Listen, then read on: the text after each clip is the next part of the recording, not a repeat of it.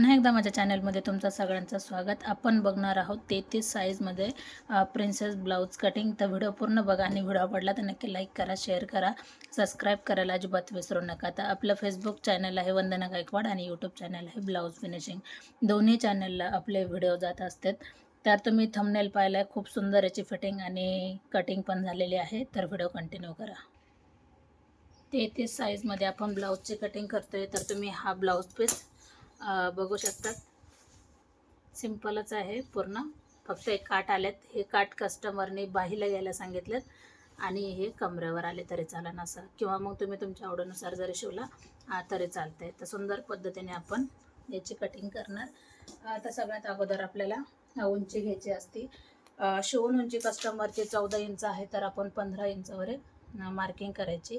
तुम्ही तुमच्या आवडीनुसार उंची घेऊ शकतात. परत एकदा सांगते, उंचीवर काहीच नसतं. 33 साईज आहे, तर आपण 5.5 इंच शोल्डर घेऊया. मोंड्यासाठी पण आपण 5.5 वरच एक मार्किंग करू.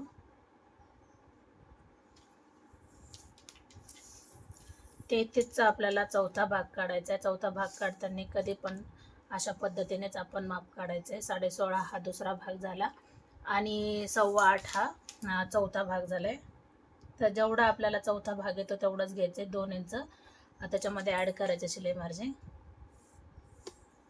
1.5 इंच आपण पाठीमागचा मोंडा घेतो आणि 1 इंच आपण फ्रंटसाठी.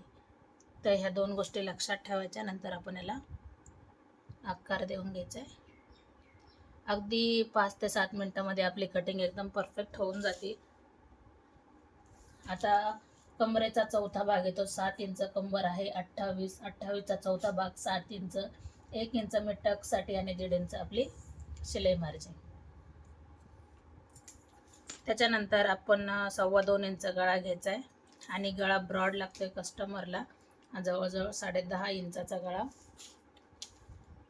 तर 10 इंचावर होऊन जाईल. वरती आपण 2.25 घेतले, तर खाली आपण 3 इंच जरी घेतलं तरी चालतंय. आणि त्याच्यानंतर आपण याला आकार देऊन घेऊ. अगदी कमी वेळामध्ये आपण हा ब्लाऊज कट करतोय. आपण 1 मीटर अस्तर घेतले, कारण कस्टमरची बाही ही 10 इंचाची आहे.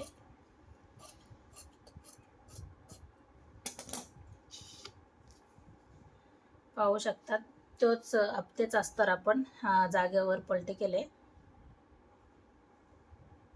आता जसं आहे तसं आपण घेऊया. नंतर थोडंसं प्रेस करून जरी घेतलं तरी चालते, म्हणजे आपले पॉईंट लक्षात येऊन जातील.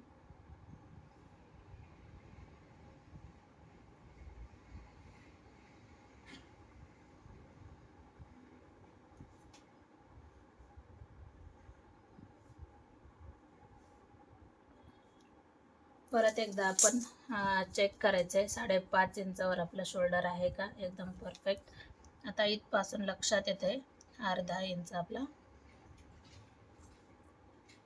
नंतर आपण 2.25 गळा घेतला आहे. 6.5 इंच पण आपण गळा घेतला आहे. तुम्ही ब्रॉडसाठी घेऊ शकतात, गोल गळा येण्यासाठी खालची बाजू जास्त, म्हणजे वरती 2.25 तर खाली 3, 3.25 असं घेऊ शकता, ज्याच्या त्याच्या आवडीनुसार. टक्स उंची घ्यायची आपल्याला 10.5 इंचवर. ती होऊन जाणार 10 इंचावर. अर्धा इंच शोल्डर गुंतण्यात जातं.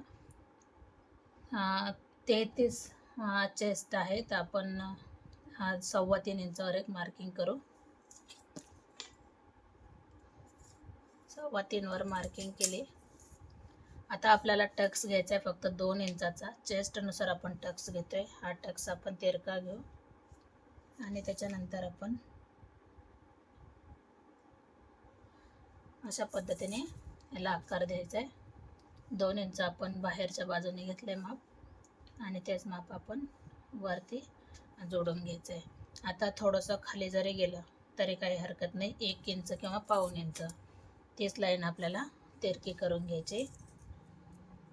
अशा पद्धतीने आपला हा कमी वेळामध्ये प्रिन्सेस ब्लाऊज हा कटिंग झाला आहे. एकदम सोपी पद्धत आहे. सगळं काम मी कस्टमरच्या कामावरच दाखवते.